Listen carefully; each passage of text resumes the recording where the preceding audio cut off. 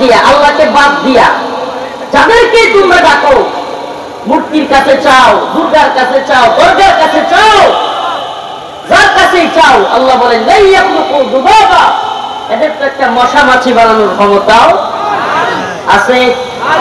সমস্ত ক্ষমতার মালিক কে? আমাদের খাওয়ান কে? পালেন কে? আমাদের রিজিক দাতা কে? আমাদের বিধান দাতা কে? রিজিক দাতার ক্ষেত্রে ঝামেলা নেই। আল্লাহ নিজে বলতেছেন যে মক্কার কুরাইশরা পর্যন্ত, মক্কার কাফির যারা ছিল, এদেরকে আপনি জিজ্ঞেস করুন, ওয়ালাইন সাআলতাহুম মান খালাকাস সামাওয়াতি ওয়াল আরদ লা ইয়াকুলুন্না আল্লাহ। মক্কার কাফিররাও যদি জিজ্ঞেস করা হতো, বলো তো আসমান এবং জমিন কে সৃষ্টি করেছে, তারাও বলতো লা ইয়াকুলুন্না আল্লাহ, আল্লাহ কে সৃষ্টি করছে। আবু জাহেল কি বলতো? আল্লাহ সৃষ্টি করছে।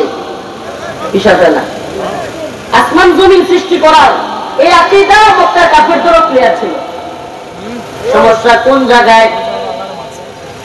যখন বলা হতো লা ইলাহা ইল্লাল্লাহ মুহাম্মাদুর রাসূলুল্লাহ, আল্লাহ ছাড়া কোনো মাবুদ নাই, লাত উজ্জার ইবাদত করা যাবে না, লাত উজ্জাকে মানা যাবে না, লাত উজ্জা কিংবা বিভিন্ন মূর্তির পূজা বাদ দিতে হবে, আল্লাহর সাথে কাউকে শরীক করা যাবে না, আল্লাহ রাব্বুল আলামিন যা হুকুম করেছেন তাই মানতে হবে, রব্বুল আলামিনের হুকুম বাদ দিয়া কারো হুকুম মানা যাবে না। এই যে ক্যাপালা বাস।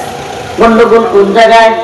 এ আমার কথা নয়, রব্বুল আলামিন বলতেছেন ওয়ালা ইন সাআলতাহুম মান খালাকাস সামাওয়াতি ওয়াল আরদ, আপনি তাদেরকে জিজ্ঞেস করেন না কারা আসমান জমিন কে সৃষ্টি করেছে, তারা বলবে লা ইয়াকুলুন্না আল্লাহ, কে সৃষ্টি করেছে? জোরে কয় না আল্লাহ। মক্কার কাফিররাও বলতো আল্লাহ। তাইলে ঝামেলা কোন জায়গায়? আল্লাহ যে সৃষ্টিকর্তা এই কথা তো সবাই মানতো, কিন্তু পেশ লাগতো এই জায়গায় যখন আল্লাহ রাব্বুল আলামিন বলেছেন ইনিল হুকমু ইল্লা লিল্লাহ, আমার আল্লাহ তা'বুদু ইল্লা ইয়া, ইনিল হুকমু ইল্লা লিল্লাহ, হুকুম চলবে একমাত্র কার? আল্লাহর হুকুমের বিরুদ্ধে গেলে শেখ হাসিনার হুকুম মানা যাবে, আল্লাহর হুকুমের বিরুদ্ধে গেলে ডক্টর ইউনূস সাহেবের হুকুম মানা যাবে। এই ঈমানের জায়গাটাকে ক্লিয়ার রাখতে হবে। আল্লাহর হুকুমের বিরুদ্ধে গেলে আমি কাউকে মানি না, এটা ঈমানের কনসেপ্ট। লা ইলাহা ইল্লাল্লাহ, এটা তো এমন এক কালেমা যেটা আপনাকে এই কথা স্বীকার করতে বাধ্য করাবে। তুমি মুসলিম হয়ে থাকলে তোমার অন্তরে যদি ঈমানের দাবি করো, তোমাকে এই কথা বলতে হবে আমি ইসলামের কাছে আত্মসমর্পণ করলাম। ইসলাম যা বলে, কোরআন যা বলে, কোনো কিলোকাল নাই, কোনো তাহকিক নাই। তাহকিক নাই মানে কি? কোরআনের কথার কোনো তাহকিক চলবে না। আমার কথা মনে হয় বুঝেন নাই?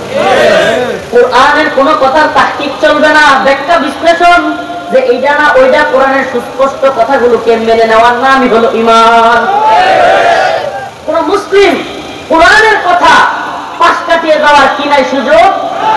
তার মানে এই না যে কোরআনের কথা বললে যে কেউ যেটা মন চায় বলবে সেটা মাইনা নেবেন, সেটা বলতেছি না।